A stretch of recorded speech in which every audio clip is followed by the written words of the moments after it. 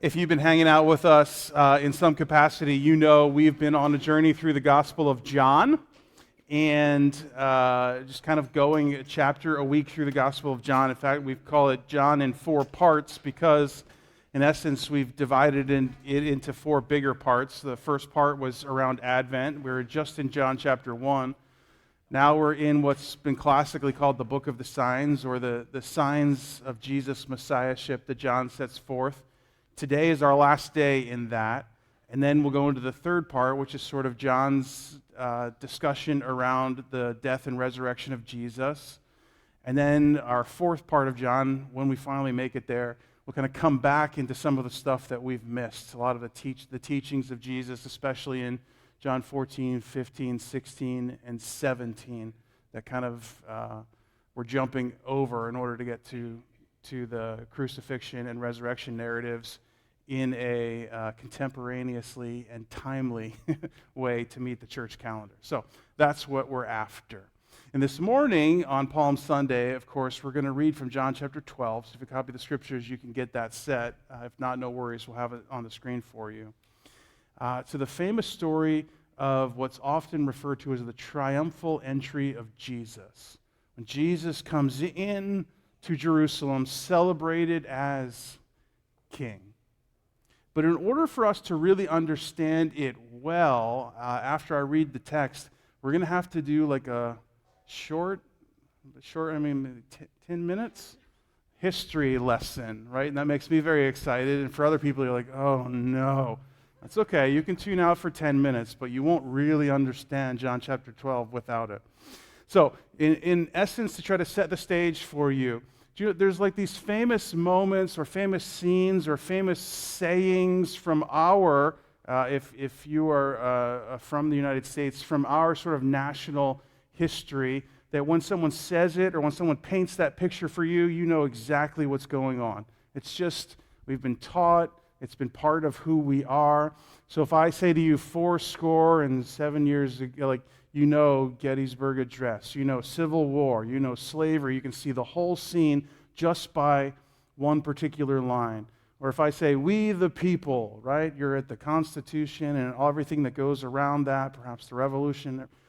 So what I want to suggest to you is that what's happening in John chapter 12 is there's some very clear allusions to a really critical moment in the history of the nation of Israel that for Americans like us, some 2,000 years later, we just read right over it. And in so doing, we actually can miss a big chunk of what's actually happening in the text. Make sense? Cool. John chapter 12, we're going to read verses 1 down through verse 28. 6 days before the Passover, Jesus came to Bethany, where Lazarus lived, whom Jesus had just raised from the dead. Here a dinner was given in Jesus' honor, and Martha served, while Lazarus was among those reclining at the table with him.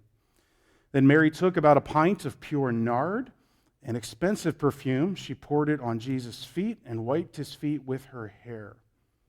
And the house was filled with the fragrance of the perfume. But one of his disciples, Judas Iscariot, who was later to betray him, objected. Why wasn't this perfume sold and the money given to the poor? It was worth a year's wages. He did not say this because he cared about the poor, but because he was a thief. As keeper of the money bag, he used to help himself to what was put into it. Again, we love John's commentary as we go through the gospel, don't we? Leave her alone, Jesus replied. It was intended that she should save this perfume for the day of my burial. You will always have the poor among you, but you will not always have me. Meanwhile, a large crowd of Jews that followed Jesus there and came, not only because of him, but also to see Lazarus, whom he had raised from the dead. So the chief priests made plans to kill Lazarus as well. For an account of him, many of the Jews were going over to Jesus and believing in him. The next day, the great crowd that had come for the festival heard that Jesus was on his way to Jerusalem. They took palm branches and went out to meet him, shouting, Hosanna, which really means save us.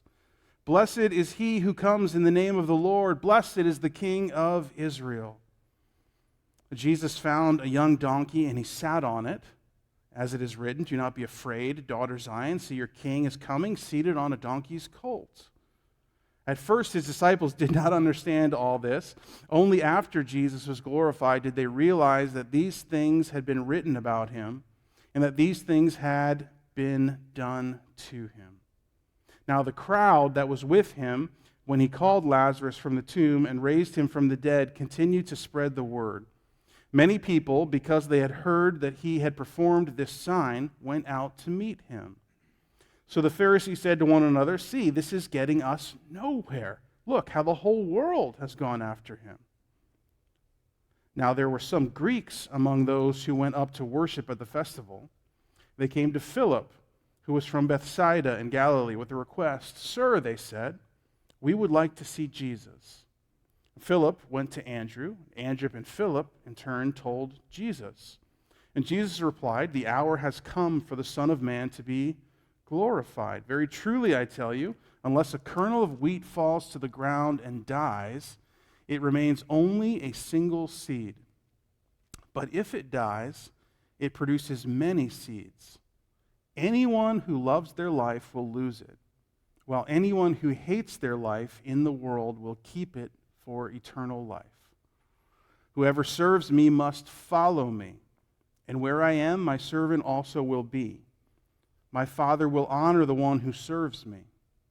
Now my soul is troubled, and what shall I say? Father, save me from this hour? No, it was for this very reason I came to this hour. So Father, glorify your name." Then a voice came from heaven, "I have glorified it, and I will glorify it again." The crowd that was there and heard it said it sounded as if it had thundered. Others said it was as if an angel had spoken to him. The word of God for the people of God. So you have this fascinating story about Jesus' triumphal entry into Jerusalem. But I've suggested to you already, if we're going to understand it, we need a brief history lesson. So, for some of you, this might not be new news. For some of you, you've heard this before, but it'll be a wonderful sort of refreshing sense. For others of you, this may be somewhat new, or pieces of it may be new, but it's really, really helpful if we're going to understand what the Jewish people were thinking, what they were looking for, what they were hoping for, to make sense of what Jesus was actually offering in this moment. So, if you know any bits of the Old Testament, you know that God had rescued his people from slavery in Egypt, the great story called the Exodus. He brings them out. He makes a covenant with them. They'll be his people. He'll give them a land. He gives them a law to live by so that there's means by which God can dwell amongst his people. Ultimately, this leads to kingship, and ultimately David and Solomon become sort of the pillars, the high moment, the high watermark of the kingdom of Israel in the Old Testament. But as the story goes with all of humanity, and certainly with Israel, they failed to keep their part of the bargain. They couldn't keep the law. They turned to other gods. They did other things. They treated the poor poorly, and so on and so forth, that ultimately the prophets came and said, there's going to be judgment on you, which ultimately led to civil war. The northern part of the kingdom breaks off, is defeated by the nation of Assyria, or the kingdom of Assyria. The southern kingdom, which becomes Judah, gets conquered by the Babylonians and is carried off into exile. And all kinds of other people are imported into the land, and the kingdom sort of is no more. But God promises that he's going to restore this kingdom eventually. But Babylonian captivity leads to Persian captivity when Cyrus defeats the Babylonians. Cyrus, as directed by God, according to the book of Ezra and other places, releases the Jewish people at the 70-year mark of their captivity and allows them to go back into their homeland, allows them to start rebuilding the rubbled city of Jerusalem, rebuilding the walls, even rebuilding the temple that had been utterly destroyed. But they were not free people. They were very much subject to the Persian kingdom. And, of course, the kingdom of Persia was the dominant force in the world until someone by the name of Alexander rose to power in Macedonia after his father's death. Alexander, who would become Alexander the Great, has particular interest in the Middle East and in conquering all of that area, and he does it in a powerful and profound ways, bringing Greek culture wherever he goes. We call it Hellenistic culture, or the Hellenization of the world. Alexander the Great dies early without any heir to his kingdom, and so his 4 prominent generals get 4 portions of his kingdom. The 2 most significant for us are Ptolemy and Seleucus, and they battle over the area of Israel. Ptolemy, whose power is seated in Egypt and Alexandria and in those places, and Seleucus, whose power is seated in Syria and the surrounding areas, and both want claim over little old Israel. Well, ultimately, it's the Seleucids who exercise authority over that, and it goes good and bad in so many different ways, until a certain Seleucid king rises to power. This might be a name you've heard once or twice. His name is Antiochus IV, or sometimes called Antiochus Epiphanes. And he becomes so significant because he was the Seleucid king who no longer was willing to allow the Jewish people to be the Jewish people. He forced Hellenization on them in a ruggedly brutal kind of way, where he would take the priests of Israel and demand they start offering worship and sacrifices to Roman gods and goddesses.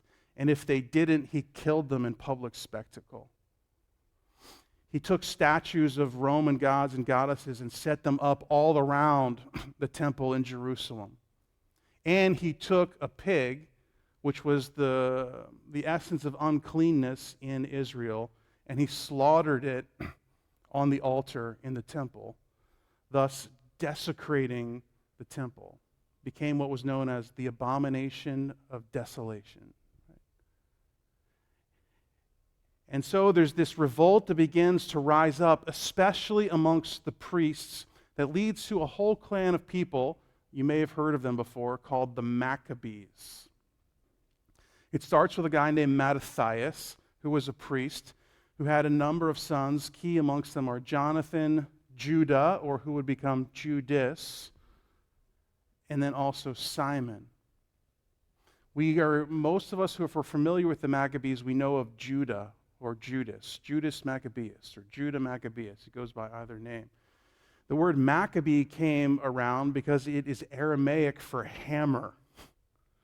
He was a brutal and rugged warrior who, amongst his brothers and the troops that he led, actually was able to oust the Seleucids somehow. It was somewhat of a David and Goliath kind of battle. From the area, he was able to cleanse the temple somewhat miraculously. That's the festival that the Jewish people now celebrate as Hanukkah. That's what Hanukkah is. And then when the Seleucids were finally out, and it's probably Simon Maccabeus at this point, because each of the Maccabees, they die in battle. He comes into Jerusalem welcomed as a king. And do you know what they do for the Maccabees when they come in? They lay down palm branches, and they lay down their robes, and they announce Hosanna to the King of Kings. So when this happens in the storyline of John chapter 12 or in other places in the gospel, you're not going to necessarily find a reference in the Old Testament to palm branches and coats being laid down. This is a definitive historical reference. And John and the other gospel writers are doing something very particular because Jesus was doing something very particular. So when this storyline happens, this is exactly the storyline for national Israel, who was the audience of Jesus' ministry, to have to reckon with. Now listen, the Maccabeans, or the Hasmoneans as they would come to be known, instituted a dynasty which would last for a couple hundred years. And at some level it seemed like Jewish freedom again, except it really wasn't. Because what started off as this wonderful liberation movement quickly became a brutal and oppressive regime, even from them. They were purist, as it were, as priests, and so anyone they deemed who was not at the level of purity that they were, especially anyone who compromised in any way to the Greeks, was slaughtered so that they could purify the land.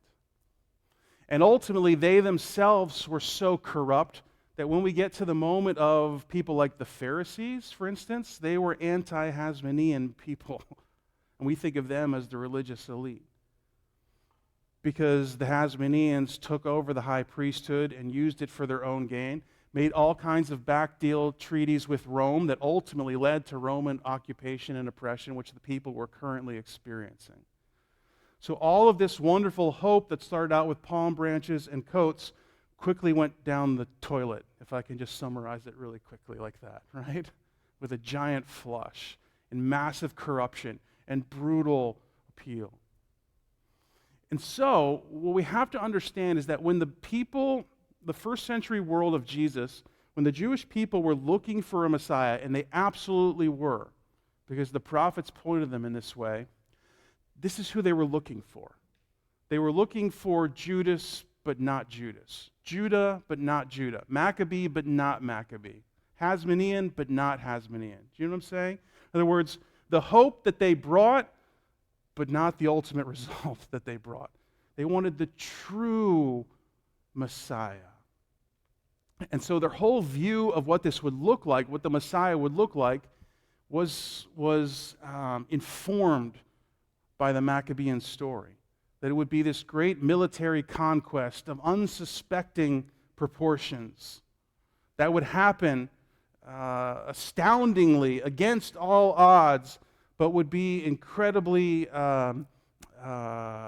powerfully accomplished, and therefore God would once again dwell with his people. And Jesus, in allowing this storyline to meet the moment of his entry to Jerusalem, is saying, that's who I am. Does it make sense? I'm the guy. I'm the Messiah you're hoping for, but I'm going to do it and be it in exactly the right way.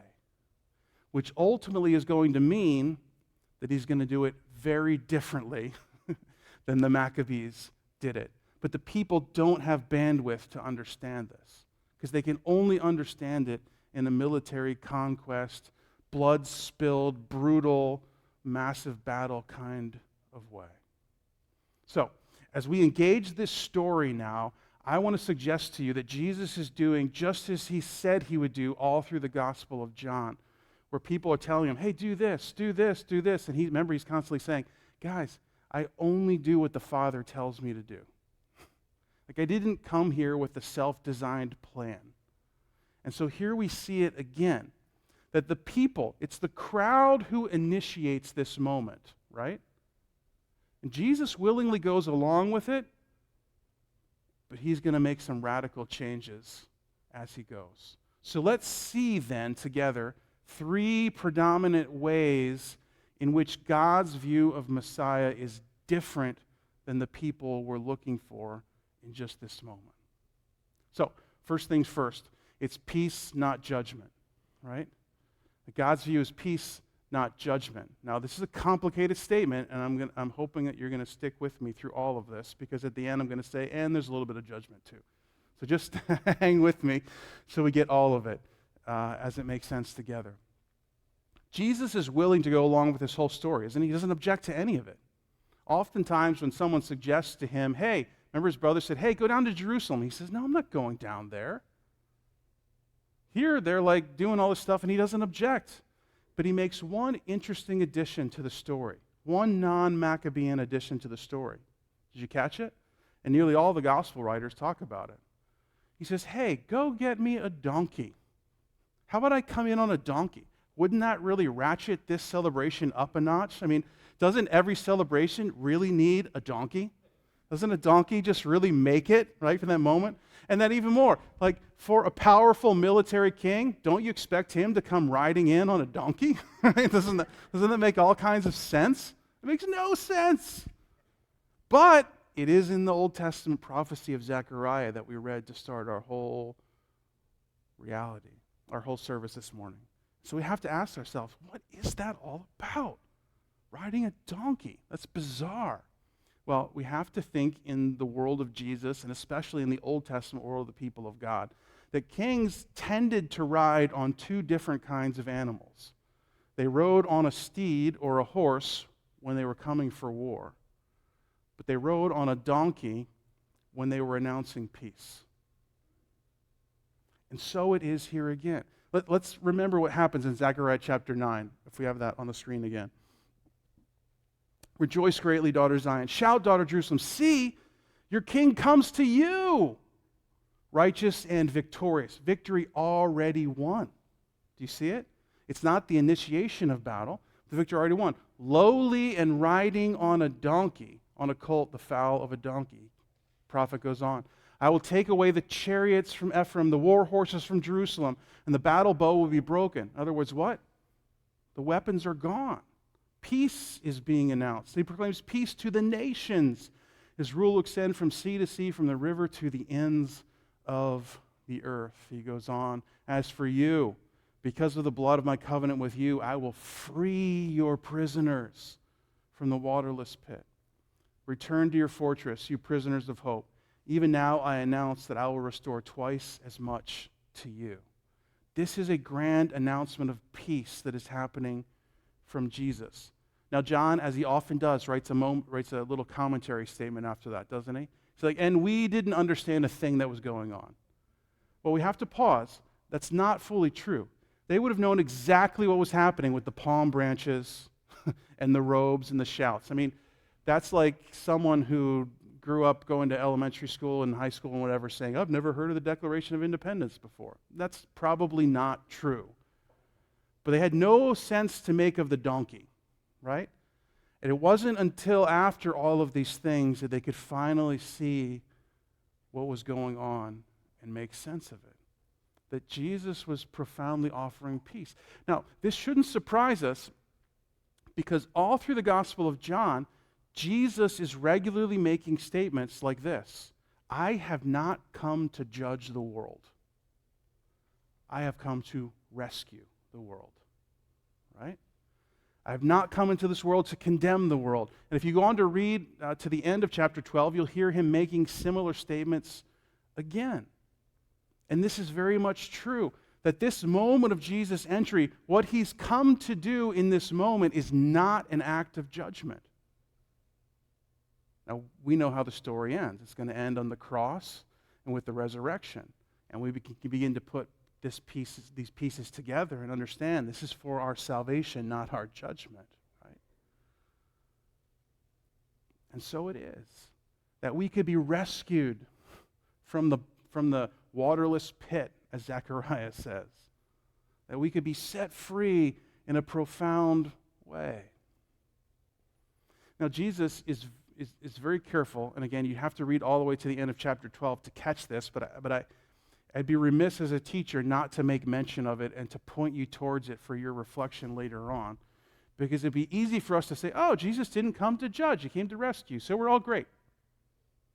Well, one of the underlying themes throughout John is John constantly asking us the question, what are you going to do with Jesus? What do you think about him?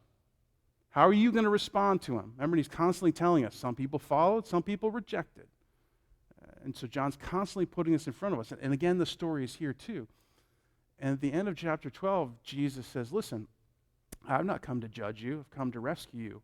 But the Father is the one who judges. Now, how can it be that Jesus would make a statement like that after saying, I've just come to rescue you? And again, this is probably like a seminary class attempted to be watered down into 2 or 3 minutes of making sense of this together. But when God moves, all of God moves. Does this make sense? So when God moves in power in our midst, all of God moves in power in our midst, not just part of him, right? So when God moves in rescuing power, he comes also with his holiness and his purity and all of the things in which sin and death can't be around. In other words, you don't get like a dismembered God the Father moving in power. And so if you look through all of the narrative of Scripture, and I want to suggest to you that the person and work of Jesus is just the same as all of them, what you find is that when God comes to rescue his people, he's also simultaneously issuing judgment. And people are faced with a choice. Which side do I want to be on? So let's think about it through through the classic story of the Old Testament, the Red Sea, right? The Red Sea is a tremendous moment of rescue if you're Israel. It's also a tremendous moment of judgment if you're Egypt, right? And Egypt had choices before that to make sure what side they wanted to be on. Because when God moves in power, he's moving in that way. We don't just get one side of it. In the same way with Jesus, his work on the cross and his power in the resurrection is for you every bit of salvation that you possibly could need if you stand in him. But if you choose to not be in him, then you're standing on the outside of the salvation of God. This is what Jesus is talking about. Does it make sense? Jesus didn't come here to say, you're in, you're out, you're in, you're out, you're in, you're out. He came to afford salvation to anyone who would be part of it.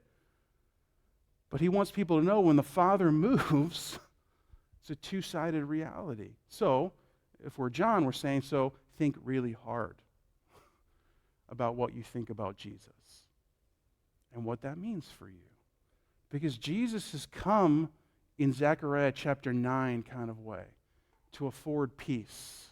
And the cleansing that he's going to bring is not at the spilled blood of the compromised people of the land, like the Maccabeans. He's going to spill his own blood for the people who are wholly and completely compromised. It's a very different kind of king that we're welcoming.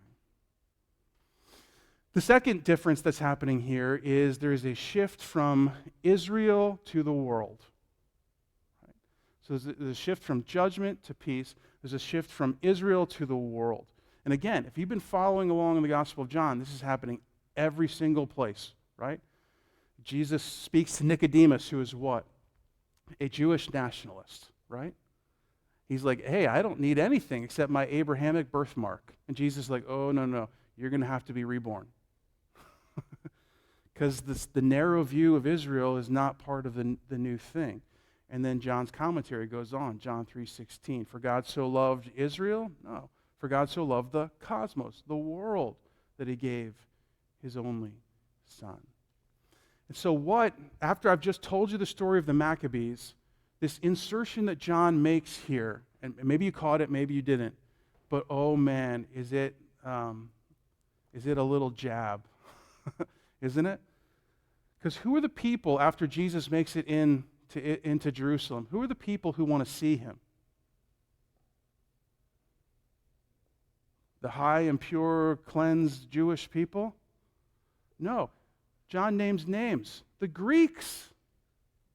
Now, they're the very people that the Maccabees came to oust, right?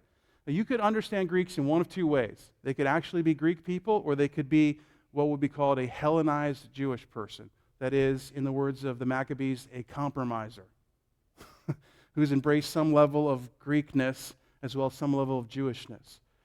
And immediately upon entry, who comes to Jesus and who does Jesus receive? The highly compromised, right? Because it's not about cleansing in a Maccabean kind of way. It's about offering peace and renewal in a Jesus kind of way. Even so much so that, did you catch it? The Pharisees speak in hyperbole, but they tell exactly the truth. They look out at the crowd that's following him, and they see that it's somewhat big, and as we all do, right? It rained really hard yesterday, at least where we were in New Jersey. What do we say about that? It's raining cats and dogs, right? I think there's a German saying, it's raining hot dogs, or something weird like that. What do we mean?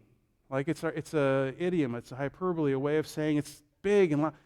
The Pharisees look out, and what do they say about the crowd that's following Jesus? Look, it looks like the whole world is following him. And John, as he's writing his gospel, is like, yeah, exactly. Because this is the whole point. It's always been about the whole world. And here's one of the ways that Israel got it wrong in the Old Testament. They overly made it about themselves instead of remembering the covenant that began their nation that said, I'm going to bless you so that you'll be a blessing to the whole world. Therefore, John doesn't start his gospel by remembering the heights of the kingdom of Israel,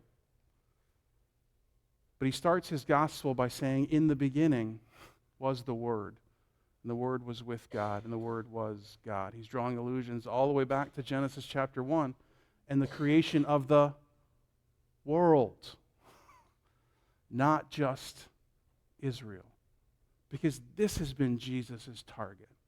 This is what he's after. This is the renewal that he's bringing. And it's open to anyone, even Hellenized Greeks, who would find themselves in Jesus. And so then as we close, we have to ask the final question. Okay, how then do you bring peace to the whole world? It seems like a pretty big plan, doesn't it? And here's where Jesus' plan, or the plan of the Father, again differs from the Maccabean plan, in that it shifts from conquest to sacrifice. From conquest to sacrifice.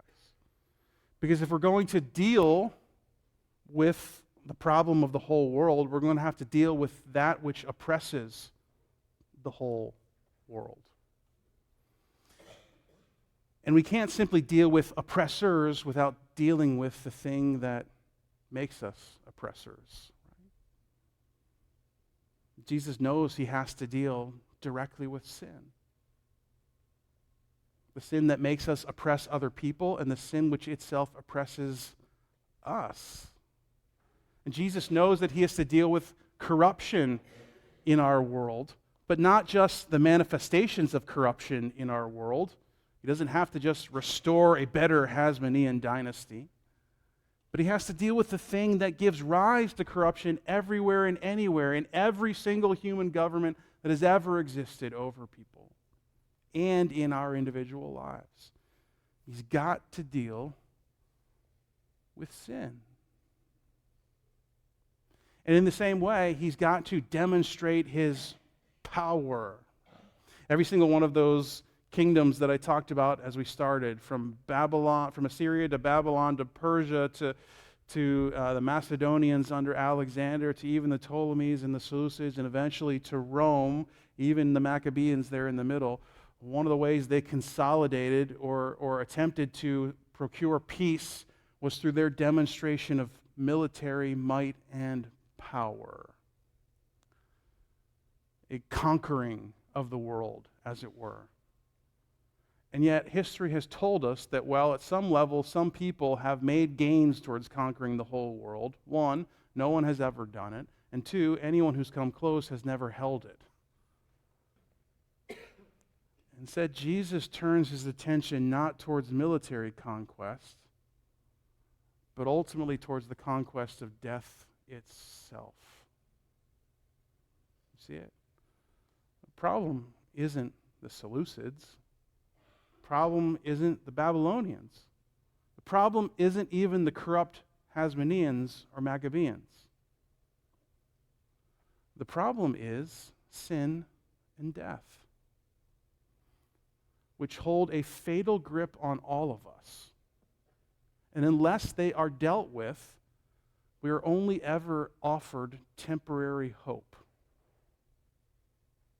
And Jesus says, I have come to bring everlasting, fully sustained peace to the whole world. And so a celebration of a king on a Sunday would quickly turn to the crucifixion of a so-called rebel on a Friday, where Jesus, as he told us earlier in John, willingly lays down his life for us so that sin might be dealt with. And on an Easter Sunday, he might exert his power over death itself and set you free. Simple question for you as we finish. Have you ever known a king like that? Have you ever known a leader like that? Have you ever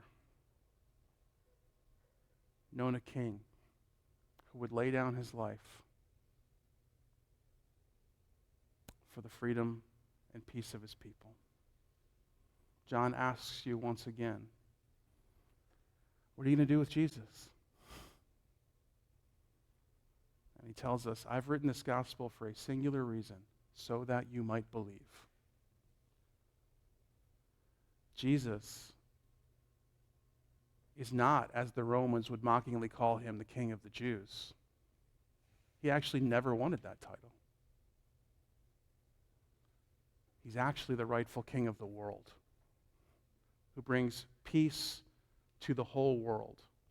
A little poke in the eyeballs of the Romans who claimed their Pax Romana, the peace of Rome, was the thing that would bring that. And if you have truly seen who Jesus is and what he's done, then you know he's the only one who can rightfully grab for that crown.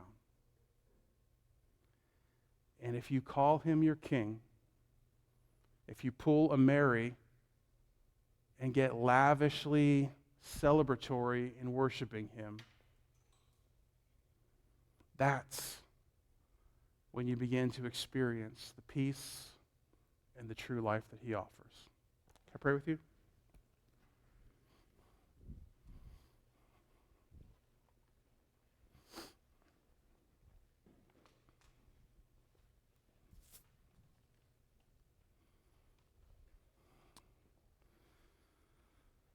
Oh God, Babylonians and Persians and Greeks and Seleucids and Ptolemies and Hasmoneans and Maccabees, they'll make our heads spin. So Jesus, we're here to say, we believe you're the rightful king. We've never met nor known, nor will we meet or know anyone remotely like you.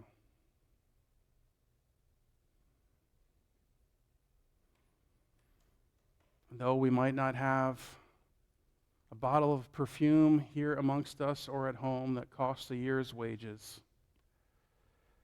we do have our lives, which are of incredible value. And we throw our lives down at your feet. And we say, we've looked for peace in all the wrong places. We've looked for hope in all the wrong places. We've given ourselves to all the wrong kings and queens.